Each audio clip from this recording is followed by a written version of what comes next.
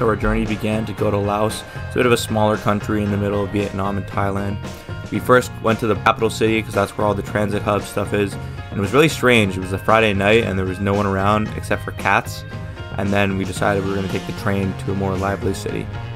The train was super nice because it was built by China and it was incredibly quick. And the whole experience was very surreal because the rest of the country was very worn down and then the train was just super nice. No.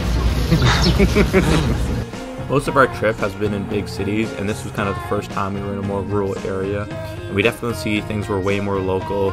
Cash was pretty much the only thing that was accepted, and it was really cool to experience a different side of life. One of the first things that we did once we got there was go to the Mount Fusi, which was this big sort of temple that was in the middle of the town of Lampabang. And it had a lot of stairs you had to climb up and had very good architecture as well as cool monuments, and I think we all enjoyed it. I don't want it. It's too small.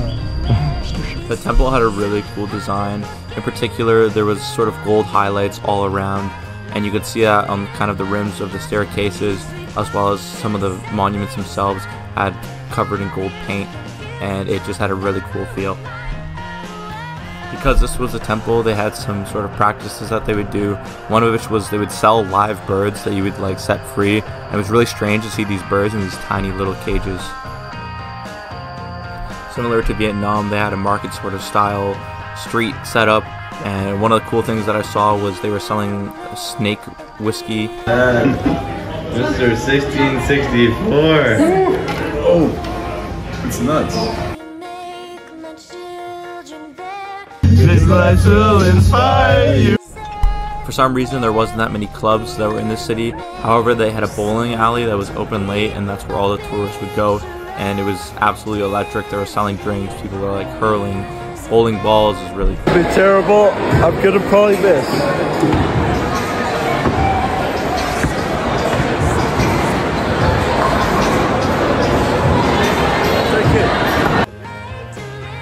Not only was there bowling, there also was archery, which was really fun to do and kind of random at the same time.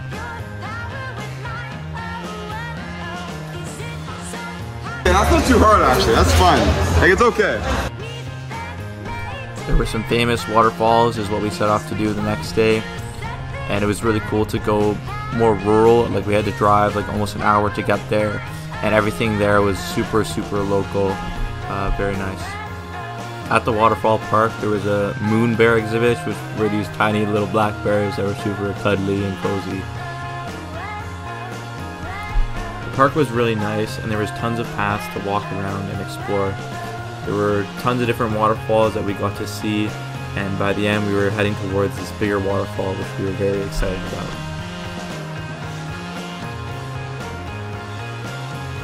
We forgot to bring our bathing suits, but there was tons of people swimming around and jumping into the water. It was super clear and very nice. There was this one spot where there were some sticks that were going through the water, and we decided to explore through.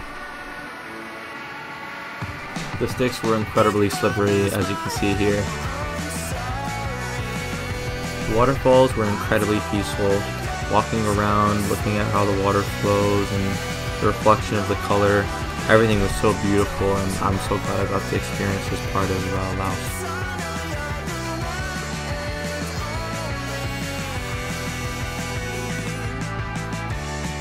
Of course, there was a very friendly Laos dog, very much like a dog.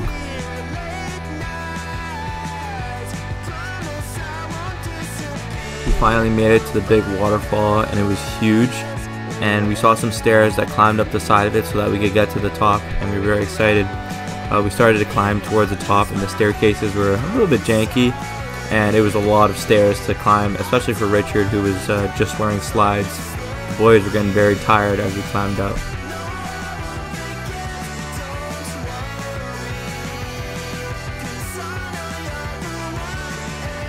Me and Aiden knew that there was a way to get onto the waterfall midway, kind of at the top.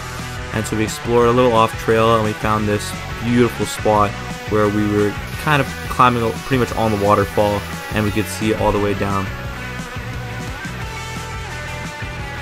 I'm not even gonna lie, it was a little bit scary being on the waterfall because This was like an unrestricted area, and when you look down, if you fall, like there's a good chance you get severely injured.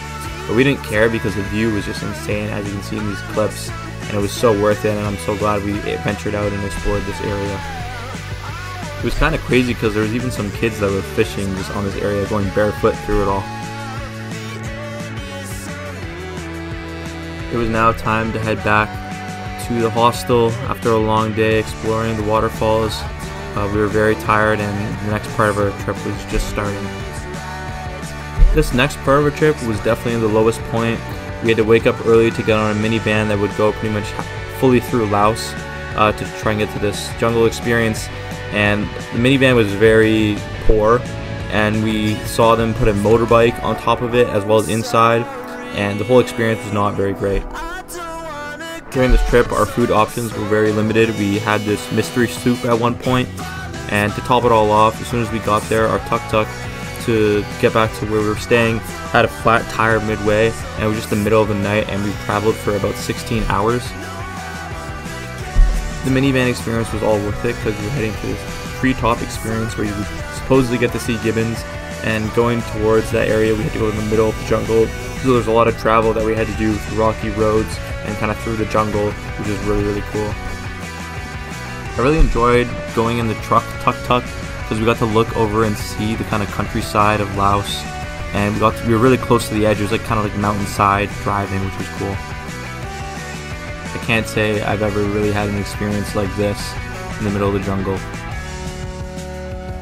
We had to do a bit of hiking before we got to see our first zip line, which once we got there, it was really fun to try out. On the first major zip line, I was completely blown away as you're fully on top of the jungle. It's a very weird feeling to be above such massive trees and just look down and see the ever-expanding jungle. The tree houses were a lot nicer than I expected when we first got there. They had everything from beds, even like a kitchen and a washroom, which was insane. And all of it was built pretty much by hand, and it was like 40 feet up, which is insane to think about from an engineering perspective. Like, how do they get all the wood there and do all that? And it was really impressive. Like, the fact that they had the washroom was actually just insane. Like, they somehow made plumbing that worked, which was wild. We did a lot more zip lining, and it was so fun. You kind of feel like you're like a spy, kind of going from zip line to zip line. It's a really cool experience. You go so fast. It's like a roller coaster. I loved it. So great.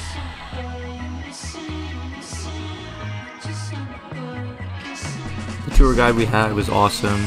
He really showed us a lot about the jungle and like certain things you can eat and some of the history of some of the plants and sort of wildlife around that area. I'd highly recommend this experience to anyone who's very adventurous and likes exploring things. You really feel like you're in a different world when you're kind of living in tree houses and in the middle of nowhere. It's hard to put into words, but like you kind of sometimes you forget that you live like in a house in like North America when you're literally like going tree to tree, like having like minimal meals that are like in Laos country. I don't know, it's really strange, but it's awesome.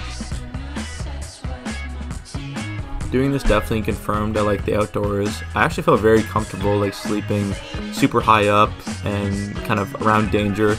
It was, I don't know, I thought it was no problem. It was very enjoyable. What do you have to say about the longest zip line? It's long. It's long.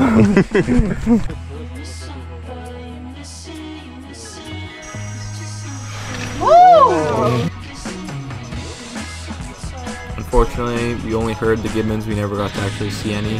But ziplining around made you almost feel like you were a gibbon just on top of all the trees and going through the trees. So I'm happy we got that part of the experience.